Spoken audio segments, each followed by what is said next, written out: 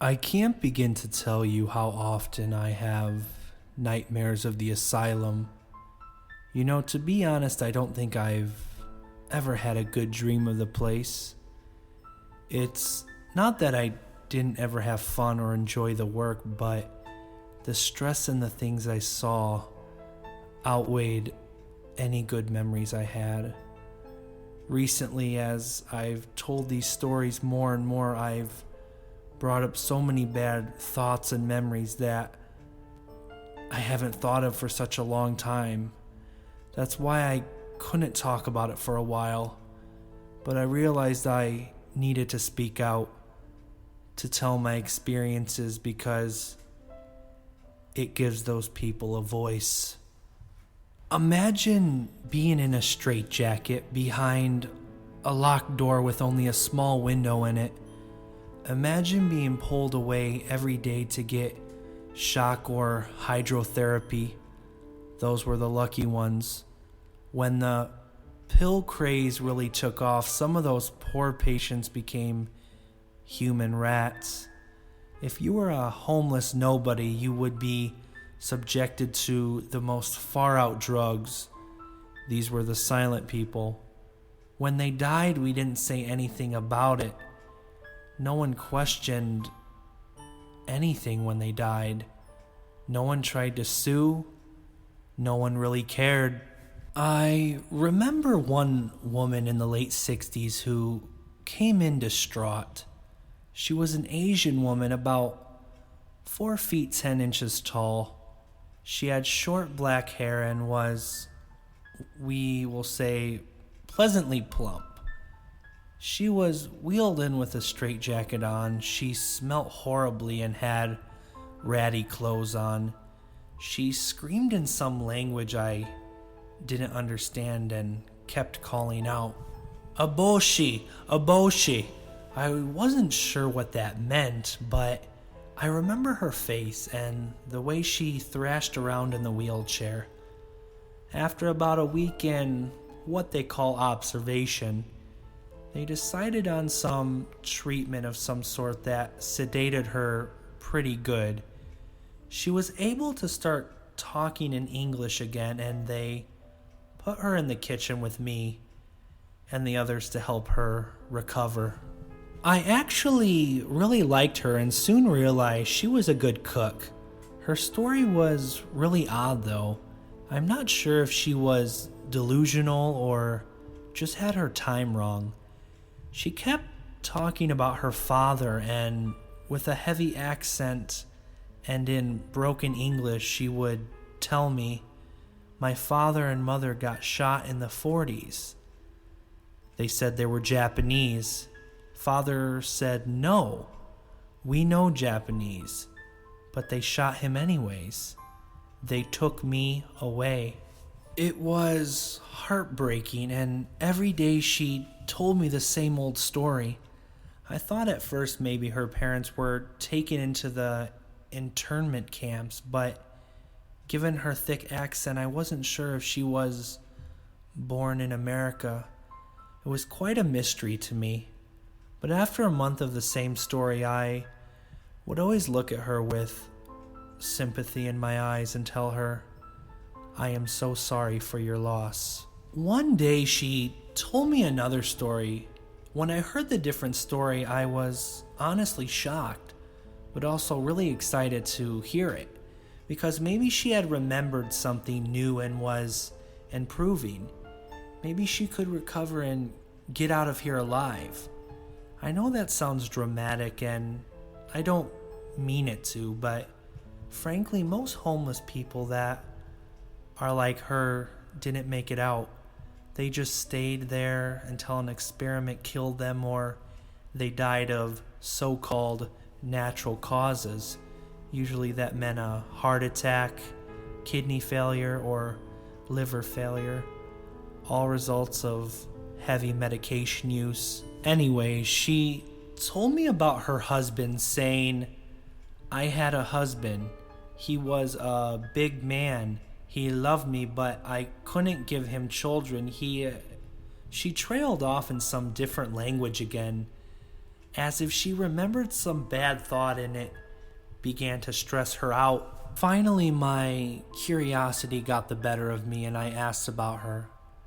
I was told she tried to knife someone in the street, and when caught, she had no record besides a birth certificate and a social security number.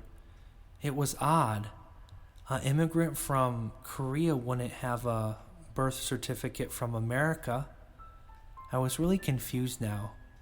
How did she have such a strong accent and broken English but have been born here in America? Seeing the improvements, the doctors were all excited and they wanted to put her on some drugs to help her recover.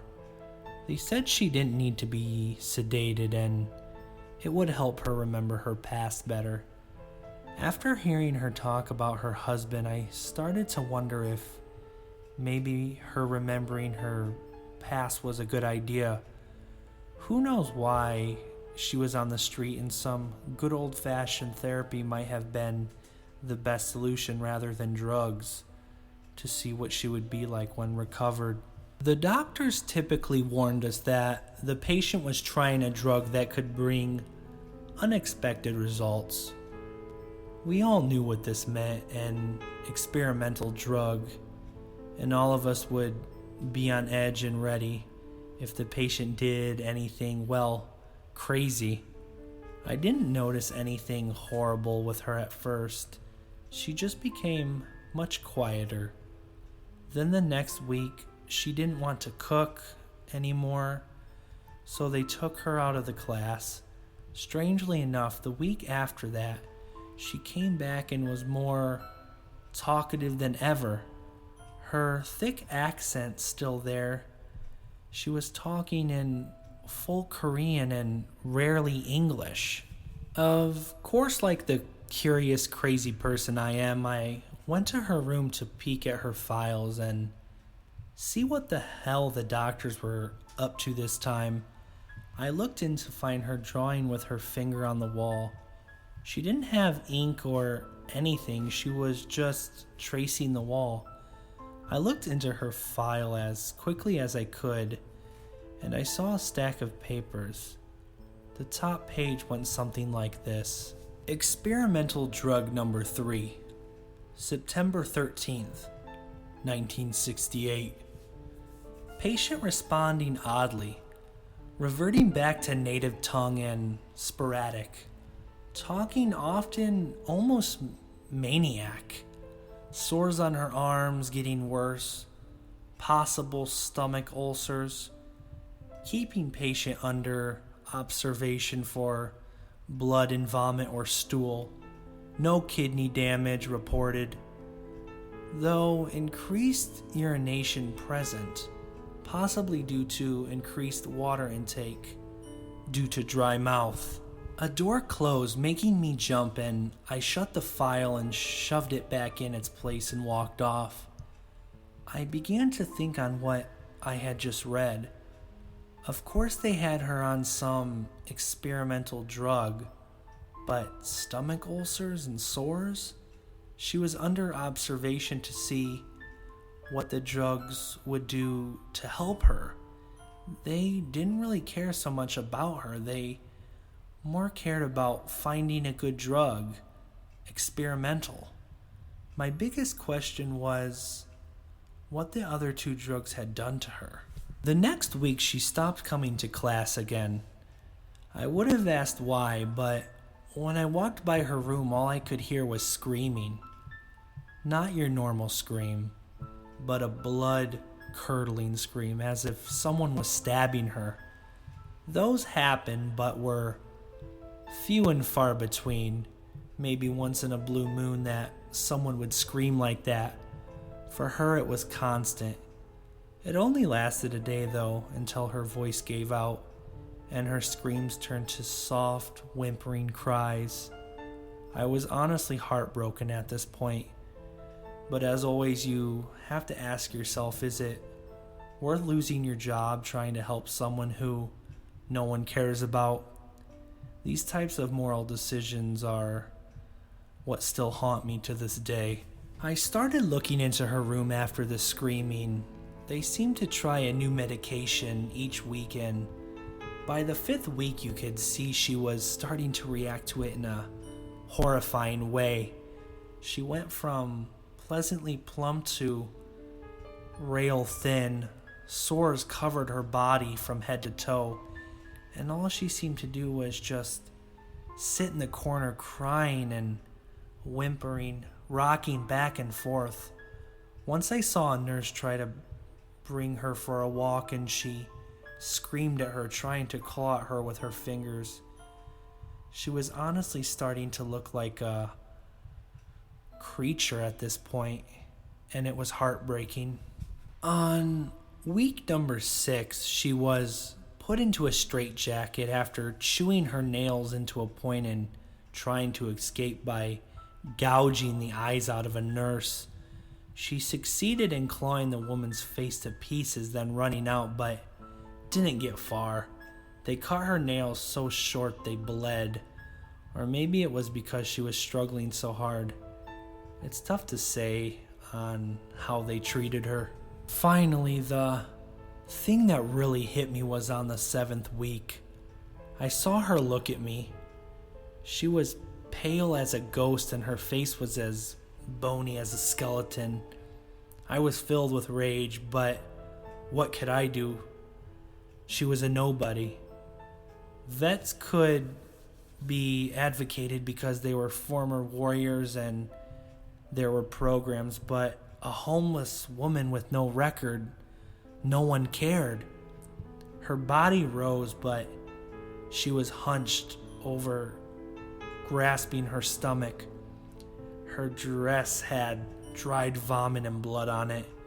She put a hand on the window as if trying to reach out to me. She was slow like a zombie. I put my hand against the glass where hers was and mouthed, "I'm so sorry." Tears filled my eyes, but I saw in hers comfort. Not just a comfort like someone cared about her, a comfort as if she was relieved. I would realize why later. I let her see me cry. I wanted her to know. Then her hand fell and she went back to her bed and I walked away. I went home and all weekend I was thinking about her. She haunted my dreams each night and I knew I had to at least see if there was something I could do. Or maybe they were going to pull her off the drugs. When I came in Monday morning, I went in early so I could really snoop at her files. Experimental drug number 7, October 4th, 1968. Loss of weight continuing. Stomach ulcers have increased. This damn drug is working, but it's killing her. Switching doses is not possible. Going back to the drawing board. Sores have increased. Experimental drug number 8, October 5th, 1968. This is useless. Sure it works, but at the cost of a person's life, is it worth it? She won't even eat anymore. If no improvement by end of week, we'll switch to generic drug. Hope she recovers. I shut the folder, thrusting it back in the file holder. Hope she recovers. What the honest hell? I looked in to see her laying on the floor, not in her bed. I sighed a deep sigh and went to the kitchen to prepare some dishes for the day. With every chop, a little aggression came out. Something inside me told me the poor woman was dead. Before the class started, I took a walk around the place and went by her room. A man was cleaning it and she was gone. One glance to the file holder told me it was empty. You might ask me what happened, and honestly, I have no idea. I went to a nurse and asked what happened and was just given the old, she died from complications. It was bullshit and I knew it, but what could I do? Tell them all the files I saw? They were all disgusting. Who knows what kind of shit I'd get myself into admitting something like that. I was probably the last person to talk to her, the last person to see her. Maybe she was holding on to some hope, but when she saw the hopelessness in my eyes, she just gave up. I guess I shouldn't blame myself, but how can I help someone who is a nobody? I never knew anything about her, and what I did learn could have just been a delusion in her mind. Some days I still think about what her story really was. I'll never know. But what haunts me is the look she had. She was comforted seeing me cry for her, because I think she knew that when she died, at least someone would mourn for her. That brought comfort to her, knowing that someone actually gave a damn about her. Medications for your brain are just a cocktail of chemicals.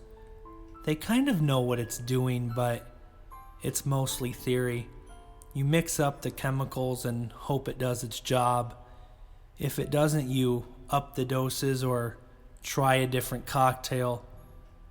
There is no magic cure, only guesswork. Human experiments like these may have given us some of the nice medications we have today, but sacrifices have been made to get here.